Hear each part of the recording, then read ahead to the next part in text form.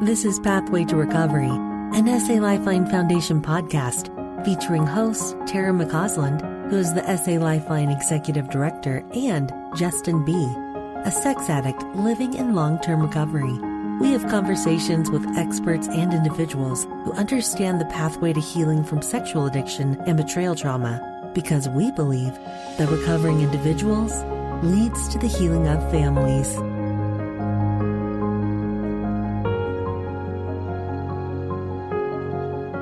Hey friends, before we get started, a couple of things. First, I'm so excited about our upcoming 2024 SA Lifeline Conference.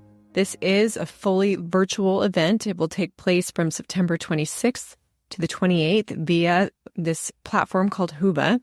And over these 3 days, we'll focus on healing from unwanted sexual behavior, betrayal trauma, and also focus on healing couples and families. So there will be 15 qualified speakers.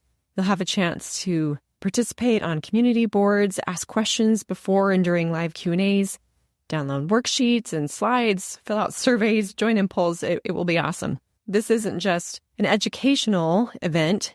It's an interactive experience. It's designed to build a supportive community and really help propel you in your healing journey. So we hope you will go and register at salifeline.org. There you can see the full agenda along with the speakers and their presentation topics, and we hope to see you there. What's exciting is our guest expert today is actually going to be one of our headliner speakers. His name is Jake Porter, and Dr. Jake Porter is a board-certified counselor.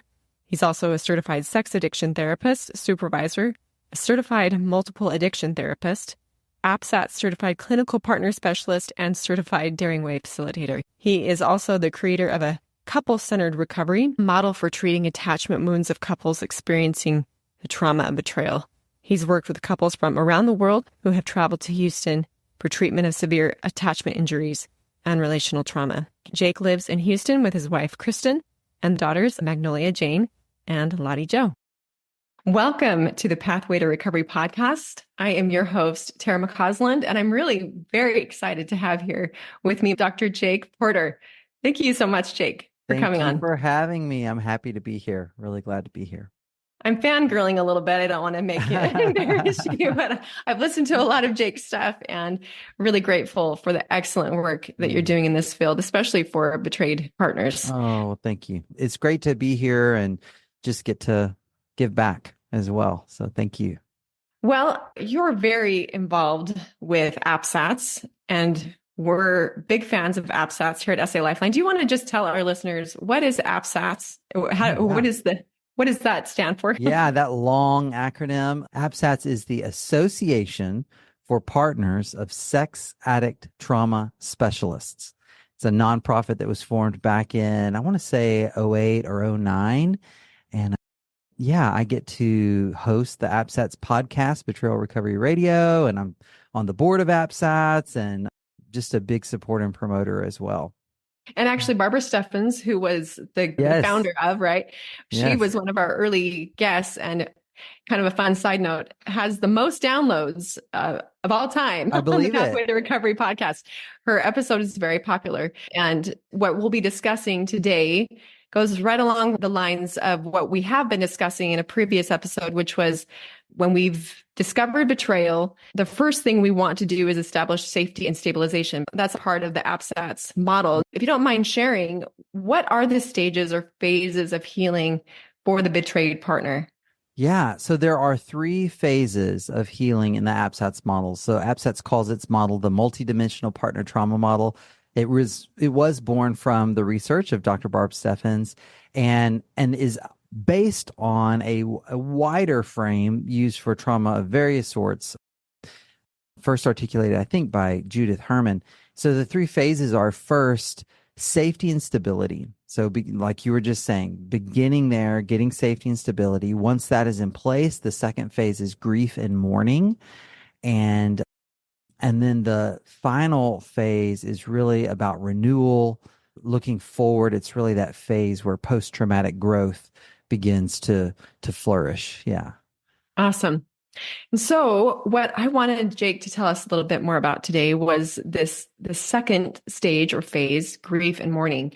And I actually had another APSATS fellow on, Dan Drake, on Yeah. a previous episode. And he said that this is a stage that we often either pass over, like just skip entirely, or we just don't spend enough time there. Yeah. And I thought that was an interesting remark. And I was curious from your experience, why is grief and mourning so important in our healing?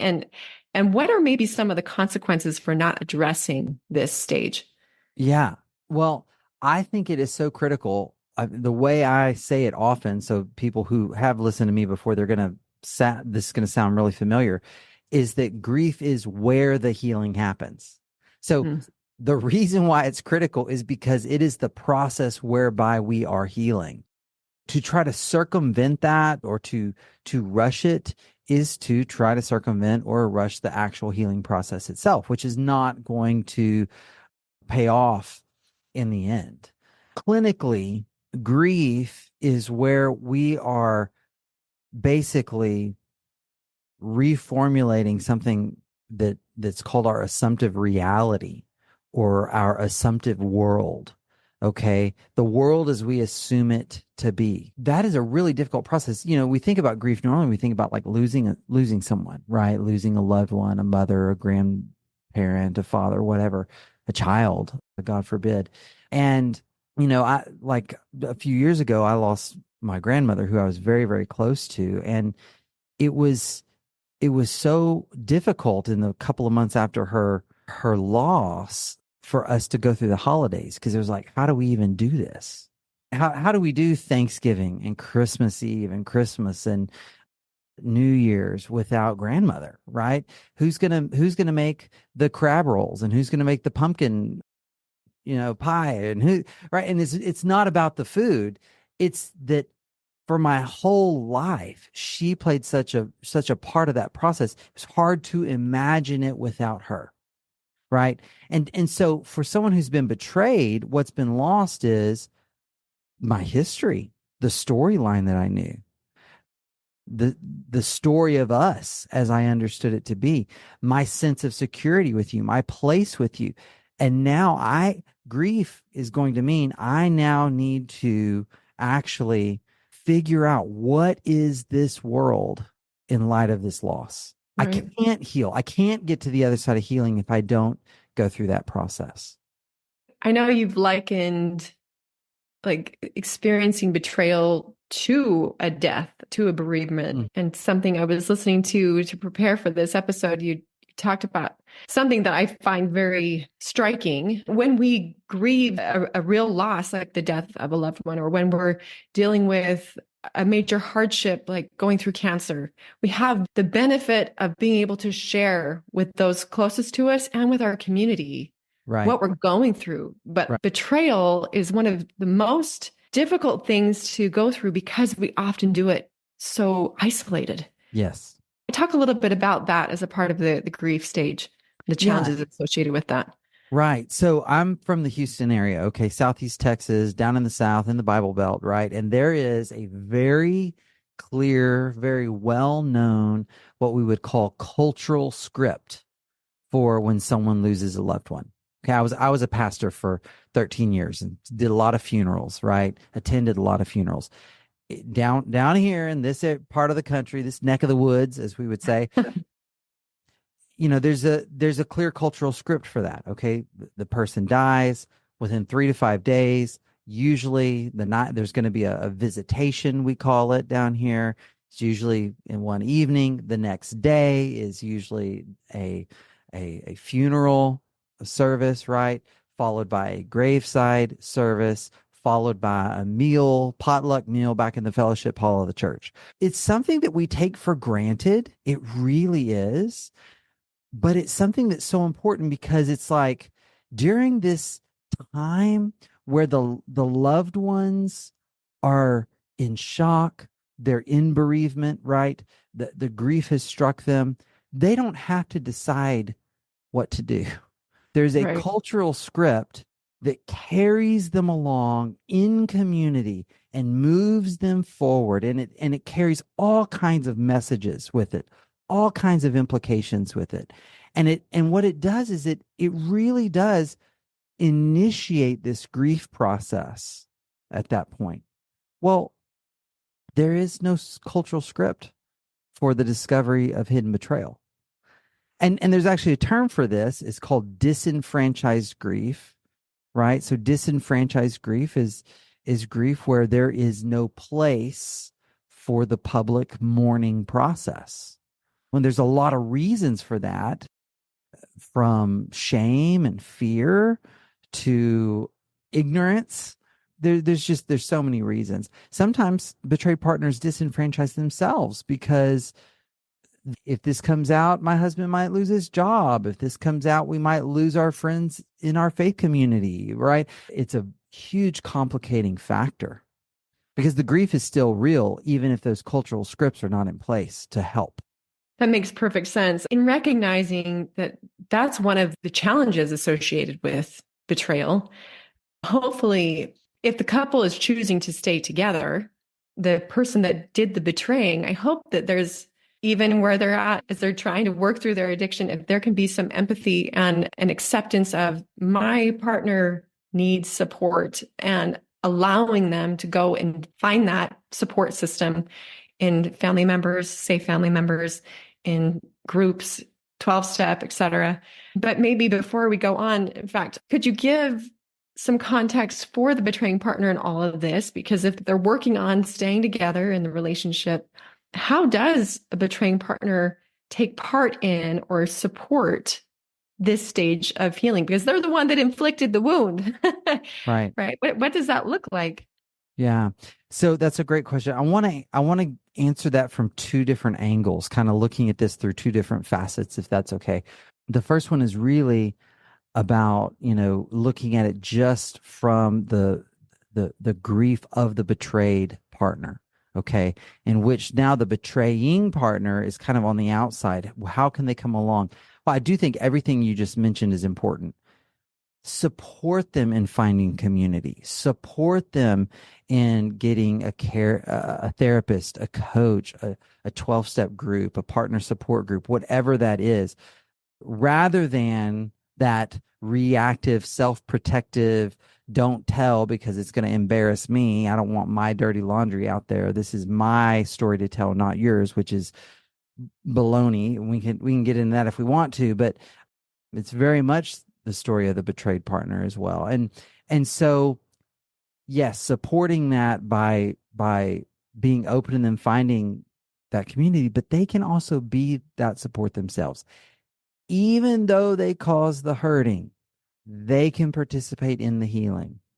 And in fact, there might be even a way in which they can participate in the healing that only they can fill. We could do a whole episode just on this question, but a few things that come up there around that is, number one, they have to be able to be present with their partner's pain without it triggering their shame and then going into their own shame. They have to be able to stay regulated. They have to be open and curious and not argumentative about their partner's perspective. They have to be able to show compassion and empathy. Right. And I know that these things are difficult and I'm rattling it off, like it's nothing. I'm not trying to imply that it's easy by any means, because it's not. I know it's not, but it's possible. It's possible. But I said I wanted to answer this from two different angles or facets. The second facet is I want to almost challenge the premise of the question a little bit, because it's suggesting that I'm saying she as if she's the betrayed partner, is the one that's grieving, and he is there to support her grief process. And the reality is the betraying partner has their own process of grief. Yeah. Their assumptive world has also changed.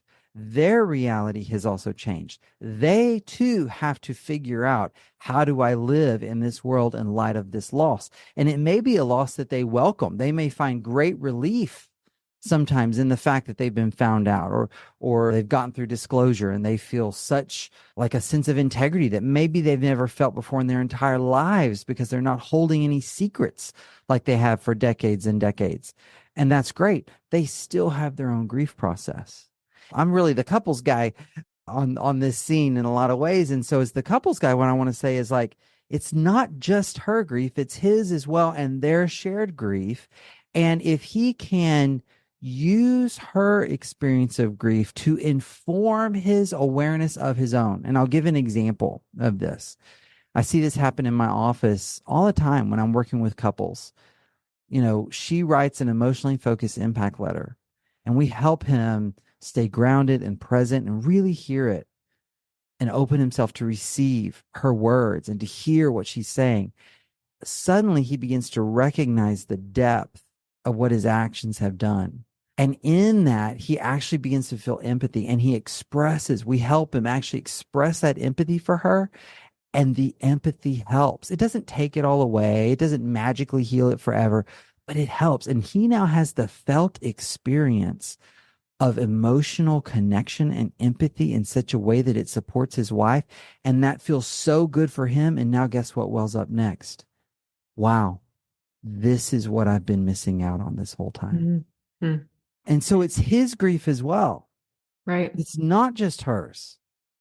I mean, I don't want to say it's exactly the same because he has wronged her. I want to be super clear. There's been an injustice here. There's been a violation in one direction, from the betrayer to the betrayed. Okay. So that is true, but it is also true that he has his own grief to deal with, and they as a couple have a shared grief to deal with. What has this cost them together? Yeah, I love that. And you're spot on. I mean, not that I'm surprised by that, Jake, but I think often we assume that the pain is of the trauma and the discovery is all being held by the betrayed partner. But in reality, we know that people who are suffering from addictive behaviors, that comes from a long history of likely trauma and other issues that are deep. And so there's so much pain on both sides. So I really appreciate you speaking to that so clearly. And I think it's good for the betrayed partner to recognize that as well. I mean, early on, it's hard to be able to acknowledge that, the pain for him. But as you said, that as we can see each other's pain, that can inform the whole process and really expedite, I would imagine, the healing process for both. So if we can go a little bit more into some of the important terms and concepts to understand around grief and mourning, because I think we kind of culturally understand the concept of grief around death or what it looks like when we're suffering a great loss. But put that in the context of betrayal and addiction for us, and help us understand again the why behind why we need to mourn and grieve this. Yeah, for sure. So there are several different terms that we can get into here. One place that I like to start is distinguishing between grief and bereavement. Okay, so bereavement is the objective act of the loss itself. It is the death itself, right? It is the discovery moment in which the story is lost, for example, right? It's an objective act. Grief then becomes the process whereby we're reacting to the bereavement. Okay, the bereavement is the loss itself. So that moment of discovery when my timeline, my history crumbles, and then I enter into grief as I begin to think that through and try to recognize what does that mean. Now, mourning is a third term that's important, and here we have that cultural response to grief and bereavement. And these are those rituals and these processes for coping, which we already mentioned earlier, disenfranchised grief, right? So disenfranchised grief is where that mourning process isn't available for whatever reason. It either doesn't exist, or it would be too dangerous to engage, or some combination of that. But the reason why I think it's helpful to understand that the distinction between those things is because when a couple is going through this and they're in this messy middle second phase of the healing process of grief and mourning, to begin to have terms and labels acts as like containers Okay. So one thing I might do with a partner who's been betrayed, or the one who had committed the betrayal, is let's actually itemize the bereavements, plural, that have been encountered here.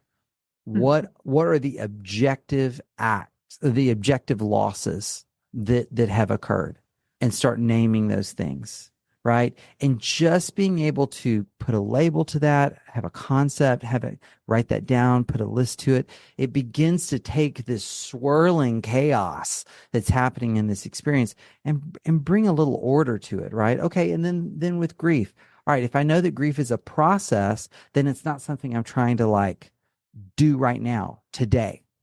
Like, okay, I need to grieve. All right, check 1, check 2, check 3, here it is. And I'm going to be done with it. But to understand, I'm going to be in this for a while. I'm going to wander for a while. And then mourning, one of the things that I do with couples around this concept of mourning, because there aren't a lot of cultural scripts for grief around betrayal, is create your own. If you can't find a community that has these scripts, and they do exist, there are good professionals out there, and there are some groups out there and programs out there that have thought this through. But if you can't find one, and even if you do find one, you may still want to create your own. What would be a meaningful process for you? Is it writing letters and burning it? Is it an art project? Is it finding a place? I had one couple who would visit a graveyard. It was a graveyard where, no one they knew was buried there or anything like that. It just became a symbolic place where they would go and they would have certain conversations around what's been lost, right? But creating these scripts, creating these rituals, okay, to help you cope and move along in the grief process can be a powerful way to continue moving forward in grief. So as a therapist, I'm curious if you think, I know you'll be biased here, but do you think that people can do this well without the instruction and direction of a therapist? This might surprise you. I actually do think some people probably can. Okay. Some can. I don't think that's the norm. Okay. And there are a lot of reasons for that. One is that, to my knowledge, there aren't those cultural, like, who was taught how to deal with this? I wasn't, right?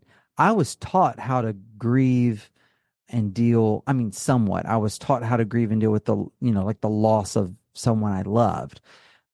And I'm not saying someone sat me down and said, here's what you do, but I observed it, right? I've seen others do it. There's a bit of a common knowledge of it, I guess, but those things don't exist in this realm of grieving betrayal. So that's one reason why. The other reason why I think often people need support with this is because betrayal trauma is real. Okay. And this is a soapbox I've been finding myself on for probably the last 8 to 10 months. Okay, people are starting to catch on that betrayal is traumatic. Okay. This is more than, a hard thing. This is trauma. Okay. Well, if we're going to call it trauma, trauma is a real thing, like actually doing damage to the brain. Like there's a real physical, neurobiological correlate to this. So this isn't just some convenient concept, some convenient psychological this or that, whatever, right? It's not. It's a real injury to the brain. If that's the case, then you probably need a qualified mental health worker coming alongside you for treatment. Again, I'm not going to say 100% of the time that's the case, or that it's impossible to heal without it, because some people can and do. Just because you can and do doesn't mean you don't deserve it, because we might at least be able to help you, get through it, in less time, with fewer errors. Well, great response there. And at SA Lifeline, we're huge advocates of qualified therapy. And sometimes people are like, well, how do you qualify a therapist?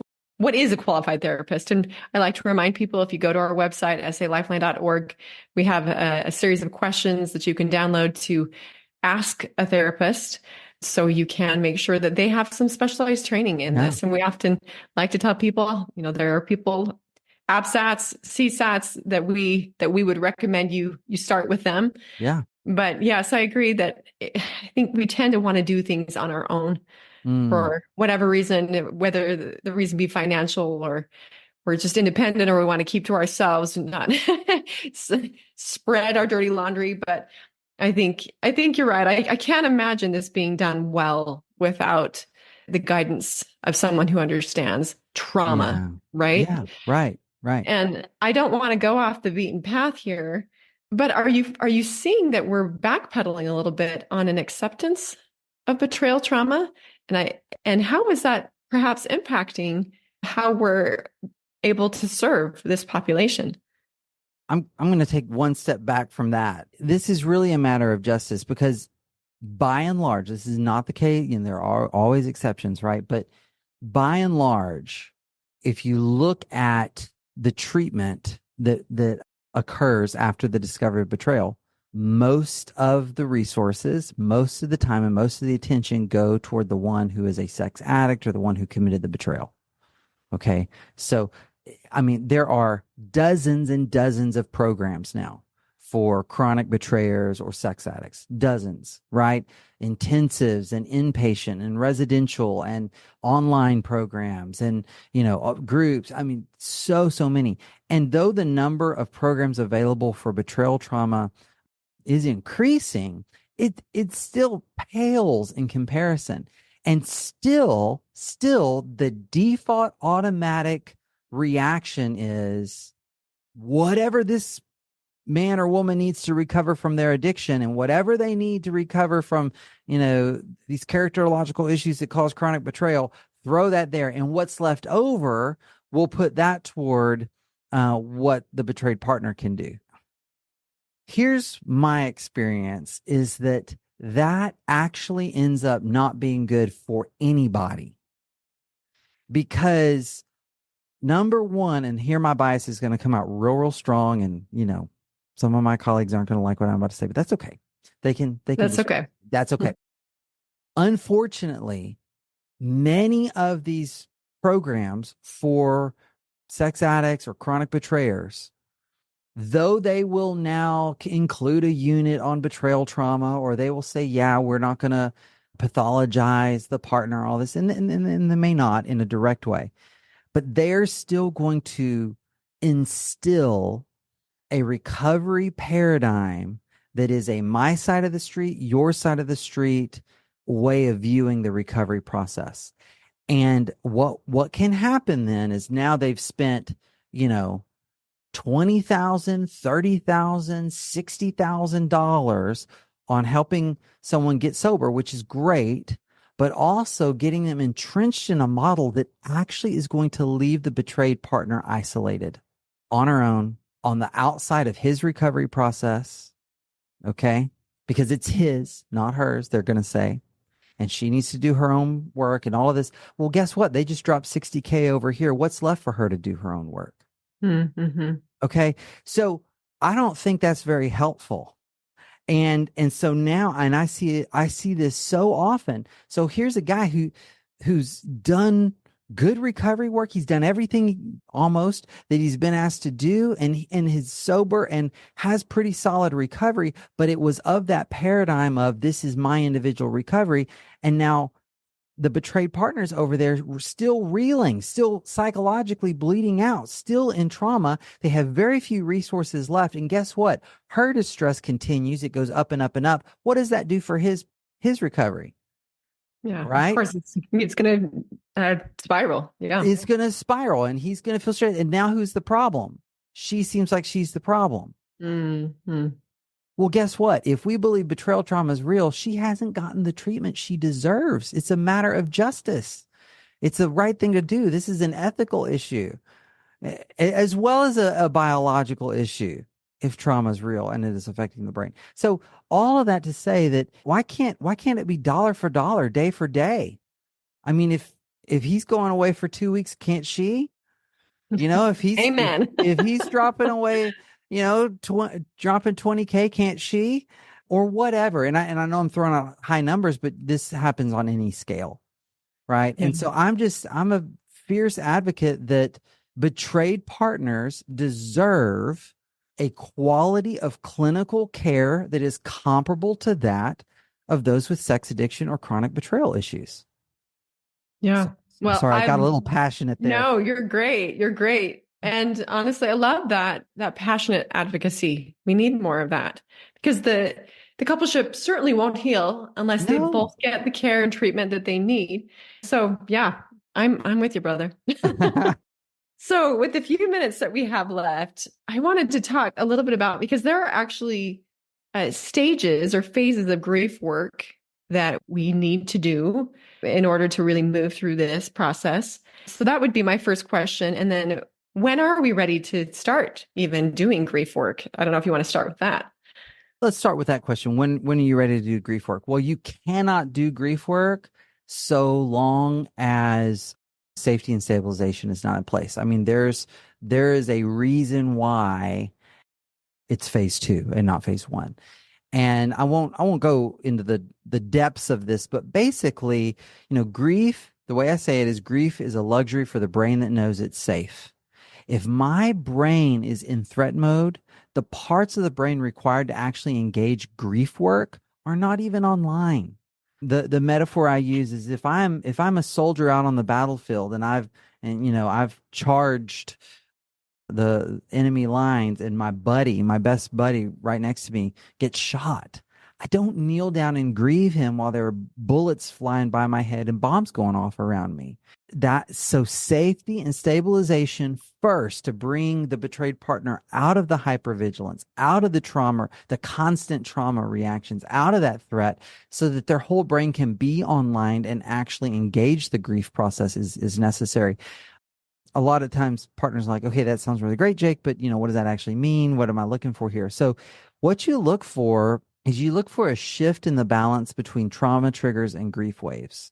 And here's how I distinguish the two. Okay. A trauma trigger is where you are reliving the threat. It is about safety. It is about threat right here, right now. It is, and it usually takes us out of our body. It makes us hyper vigilant, hyper aware. We're looking around, very externalizing, right? And so that is a trauma trigger out of nowhere. A grief wave also comes out of nowhere, but it's very body based. It's a wave of anger or a wave of pain or a wave of sadness, loss, a wave of, could be fear, but it's that more deeper, long term fear. Will this ever end? Will I ever be better? It's not that am I safe right here, right now thing. Mm. And so that grief wave comes up. It's in the body. It's felt in the body. And those grief waves, they can start day one of discovery, but on balance, most of the time, betrayed partners early on, they're going to experience a whole lot more trauma triggers than grief waves. But as safety and stability increases, because safety and stability, it's not an all or nothing. It's not like, once you cross this line, you go from 0 to 100 safety and stability. But as it increases, the balance will begin to shift such that eventually there are more grief waves than trauma triggers. When that seems to be the case, let's do grief work. That's generally what I would say. Now, the one exception would be if you're doing like an intensive and you're in a laboratory setting, which is what I call my office. It's like a laboratory setting, and you got a professional there, and they're gonna, I might move someone into some grief work earlier than I would suggest them do it if they were on their own at their house. Okay, so that's the exception there. So that's what I would say as far as how you're ready to start doing grief work. But then Sure. you mentioned phases of grief. And there are phases. And so within this second phase of the overall recovery, there's sort of like 3 sub phases of the second phase. And I put it like this: what's dead, what's new, what's next, which I know that's kind of crude and rough. But the reality is that every grief involves a death. So what is dead here? That's phase 1, getting really clear what is gone. The old marriage is gone. The old storyline of our marriage is gone. Trust.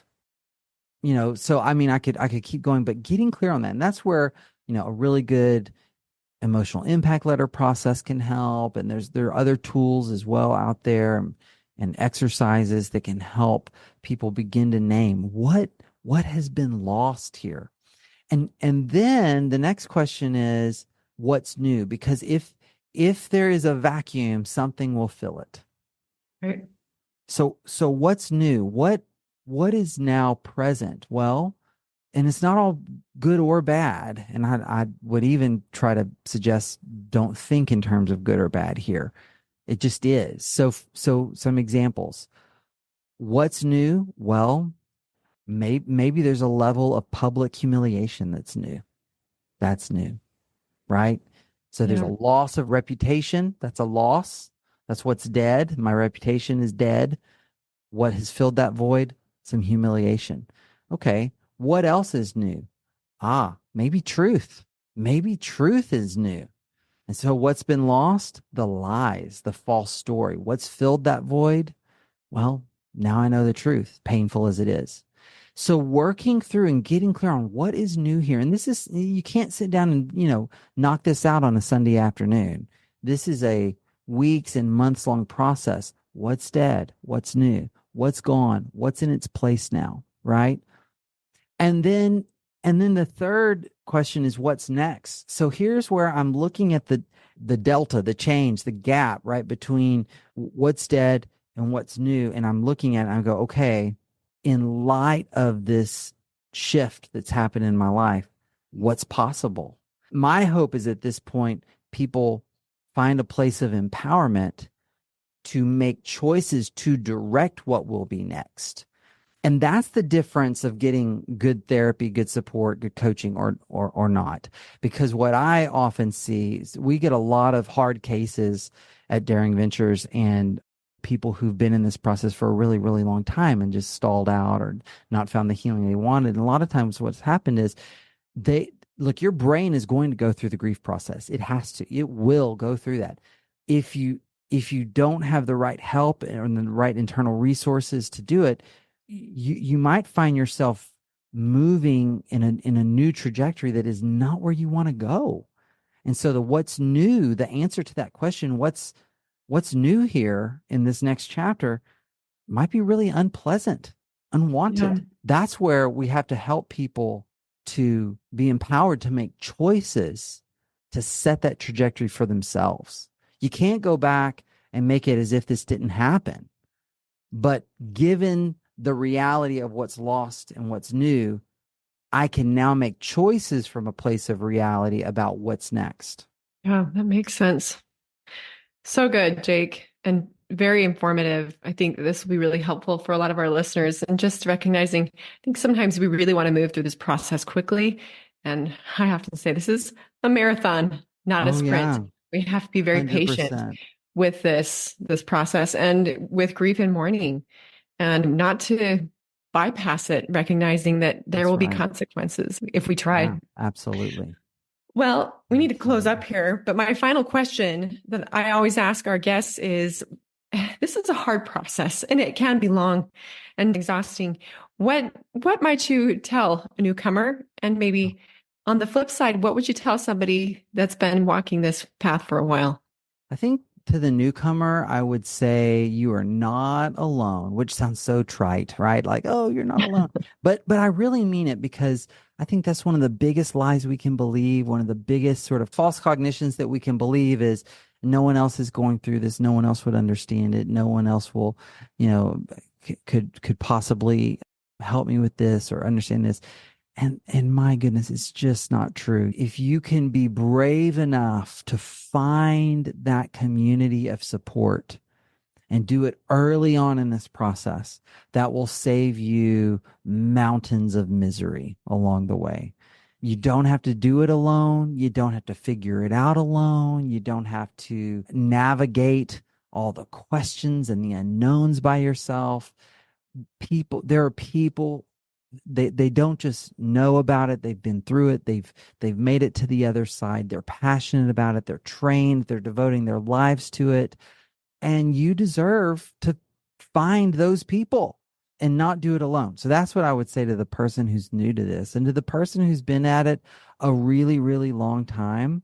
what comes up for me right now around that is, if you've been doing all the right things, if you've been doing everything you've been told to do, okay, and not getting where you want to go.